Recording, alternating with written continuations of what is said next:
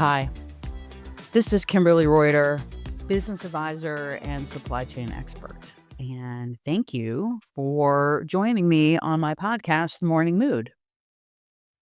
If you listened to a couple podcasts ago, we've had some technical issues. So I am going to be catching up on episodes this week, recording a lot of guests this week. So I'm super excited about that. But thank you for being here. I appreciate it. Today, I want to talk to you about why. I get that question a lot. When I started my own consulting gig, I got a lot of questions. Why? Why are you doing this? And then when I started podcasting, people were like, why? Also, kind of related to keynote, people started asking why with the keynote, podcast keynote, kind of related.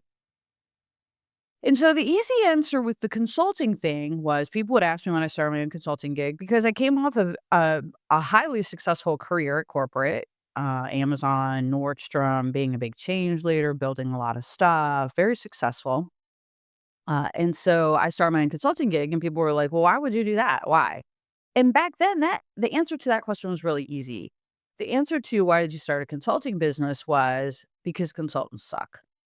I know, I know. If you can't beat them, join them. That's what they say. But my experience, and I've been running my own consulting gig for going on 9 years now.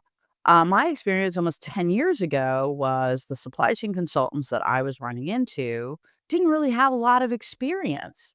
Supply chain as a degree, 10 years ago had kind of, reached its peak or was starting to peak. And so what was really happening was a lot of college grads, master's degrees, doctorates in supply chain and logistics, but no actual real experience.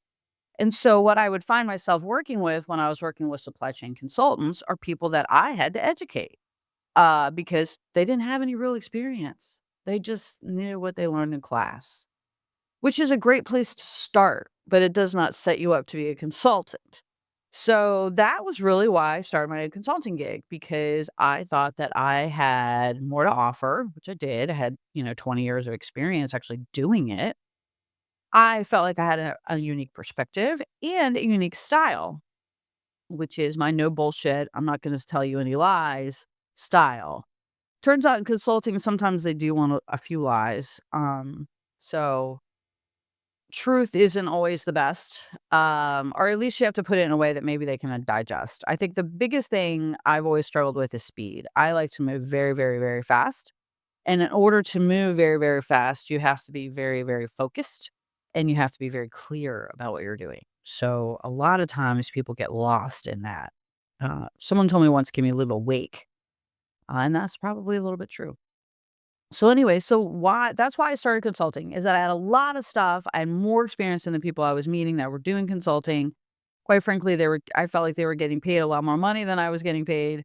And I felt like I could do a better job. And I think I did. I'm not about PowerPoints. I'm not about big decks. I'm about implementing strategies that scale infinitely. Like that's what I do from a consulting perspective. So that was an easy answer. So when people started asking me, well, why do you do this podcast? Like, what inspired you to do a podcast? Why did you do this podcast? I'm starting to get this question a lot, which is good because it means people know I am doing a podcast and they're curious about it, which is all good stuff. Um, but the question is, why did you start a podcast? Why are you keynote speaking? Why are you putting yourself out there? I mean, it's kind of already out there with the consulting thing, but it's kind of super out there now. So why are you putting yourself out there? And the quick and dirty answer is I want to help people. So when I was coming up, and it got me thinking, why? Because, I didn't really know when I started. Like, I just knew I needed to do the podcast. Like, I was like, I got to do this podcast. I got to do this podcast. I didn't know exactly why I had to do the podcast, but I knew I had to do the podcast. So where it really comes from down deep inside is a need, a desire, a want to help. Here's why. Because when I was coming up in this world 30 years ago, 3 decades ago, over 3 decades ago, there wasn't really a concept of a mentor. Supply chain wasn't really a career back then. You're a broker freight forwarder, but this concept of a supply chain as a career didn't really exist. As a woman, it was hard to find, mentors, especially in supply chain leadership. There are very, very, very few women. I think I've mentioned to you guys before when I was in Amazon, I was the only female, executive in worldwide ops. So, for years. And so there wasn't a lot of support. Also the supply chain industry at the time didn't kinda lend itself to that. It just wasn't the kind of industry that lent itself to that. So, I didn't have any support. I didn't have family support. My family wasn't a corporate family. My dad was an artist, though good. He wasn't like a huge commercial success. So we didn't have much, we didn't have a lot of perspective. There, from a corporate, like, how do you build a career? There wasn't a lot of structure around me to support that. Now we had friends of the family and people I've met throughout my career who did. I started to build my own scaffolding, as I like to say, um, to support myself, but that didn't exist and I had to create it. And through going through that, I know what it feels like to not know. I know what it feels like to be like, am I doing this right? Do I have the right perspective? Am I running down the right path? Am I on the right continent? Like, what is going on here? So I know that feeling. And I know that feeling of not knowing where to go. I know that feeling of just buying books just to kind of try to figure out what the hell is going on here and how can I make it better. For me personally, I ultimately ended up hiring a coach who I worked with for close to 25 years. And she became my guiding light. She became the person who mentored me and guided me in this life that was bigger than myself and bigger than anyone I knew. No one that I had ever been around, associated with, whatever, had worked in big tech, had big corporate careers. I think I mentioned in another podcast, I was a guest on a podcast with Alex that I grew up in Virginia and I grew up with get a government job. That was the pinnacle of success is you got a government job. My dad was an artist for the government. My grandfather worked in the printing office during World War II. My aunties were in like accounting and admin in the government, and everybody was about what G level they were. Like, I'm a GS, whatever. I don't even know if they do GSs anymore, but I'm a GS 13, I'm a GS 16. And that is what their worlds revolved around. And in the area I lived in, like, that's what you did. You got a government job and you were set. That was the goal. The goal was you got a government job and that was it. You could never be fired. You're never going to get laid off. You don't have to worry. You just show up, punch the clock, get your ticket, move on. That was the path I was directed towards. And that was the path that was supported. So any deviation from that path was kind of like, well, babe, you're on your own now. So, uh, so that was the path that I was being directed towards. That is not what I wanted to do. I was way too creative a person to work for the government. I don't like rules. I don't like, which is crazy that I ended up in compliance. I don't like rules. I don't like to follow rules. I don't like speed limits. Personally, I think those are suggestions. So to go to work for the government would have been like that. It's career suicide. It never would have worked out. Either that or, I would have been my highly successful. I don't know. But anyway, it wasn't for me. But I didn't have a support system. I didn't have people I could talk to say, hey, this is what happened at work today. How do I get through this? Or how do I manage this? Or how to navigate this? I didn't have any of that. None of it. And when I did go to try to talk to the people who I knew when I was younger, I got kind of these blank stares or this, oh my God, the stupid advice I used to get, like, oh, a honey attracts more fly. I'm like, I don't want fucking flies, okay? Just, all of this be nicer, be sweeter. Just bad advice that wasn't actually addressing the issues because they didn't know, because they had no experience either. So I know what it feels like to feel lost, but successful at the same time. It's working, but I don't know why. I want to make it better, but I don't know how. That's the feeling I understand. So when I started this podcast, I think I've also mentioned to you guys, I tried to do a podcast like, I don't know, like 5 times. This is the 5th try, and I do it on my own, and I'm doing it my way. We're doing 20 minutes, and by the way, people love the 20 minutes. Thank you for the feedback about the 20 minutes. I suspected 20 minutes was the magic. So, um, so when I started this podcast, I think I told you I'm just mentioning this 5 times to get here.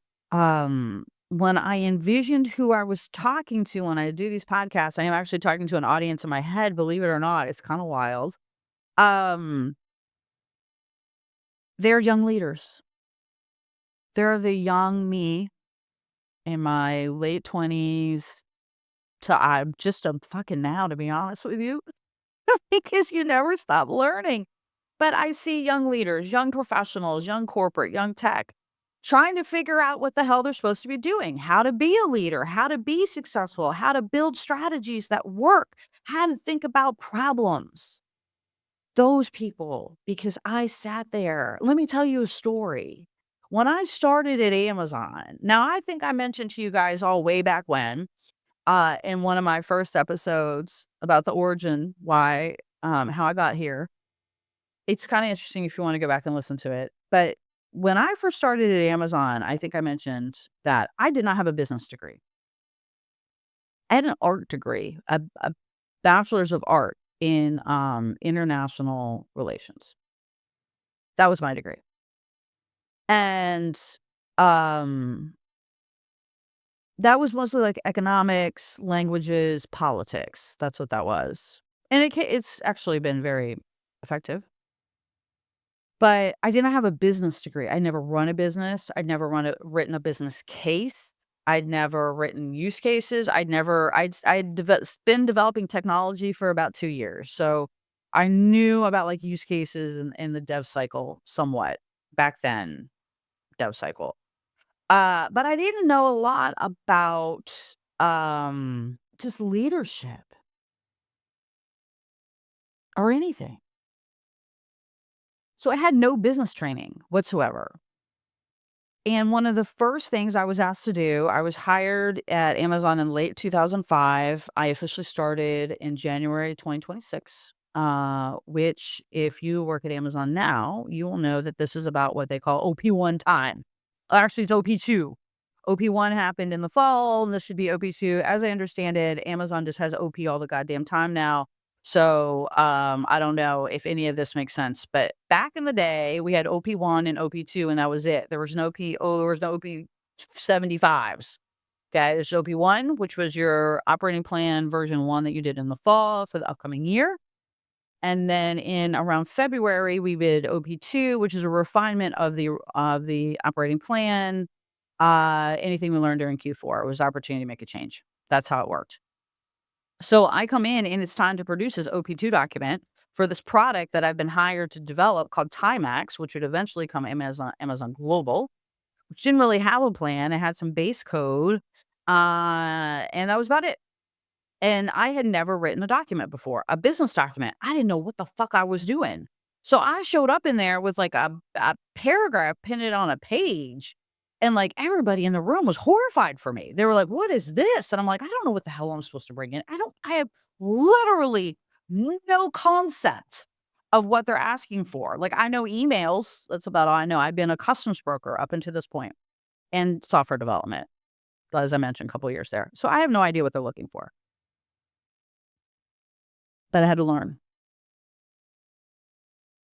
and it was painful, and nobody really wanted to help me because that's the kind of environment it was. It was a cutthroat environment, so nobody was really willing to sit down with me and help me write a document. Fortunately, a guy by the name of Sean shared his document with me so that I could, like, somehow copy it and make it work.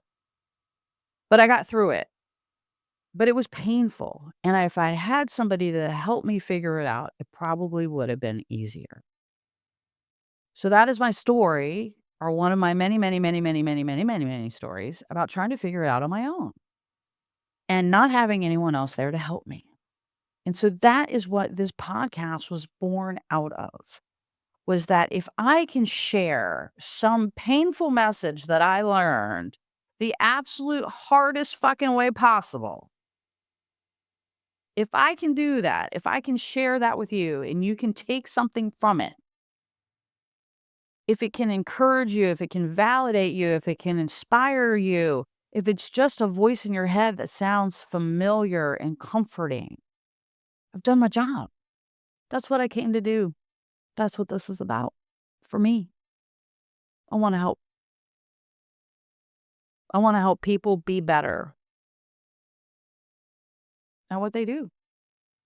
And it's not hard. It's subtle little shifts. They're micro shifts almost in life that make these little changes. They're not big shifts. So that's why. Why is Kim yakking into a mic 20 minutes every morning, lining up guests, trying to get people on the show, trying to share a message? Why? Because I want you to learn and I want you to have access to what I had access to. So, as I mentioned, catching up on some podcasts after a week of uncertainty. So more to come. Guests are starting to line up. I'm super excited. We're kicking off some new series coming up. So stay tuned and thank you. And I hope this helps. We'll talk tomorrow.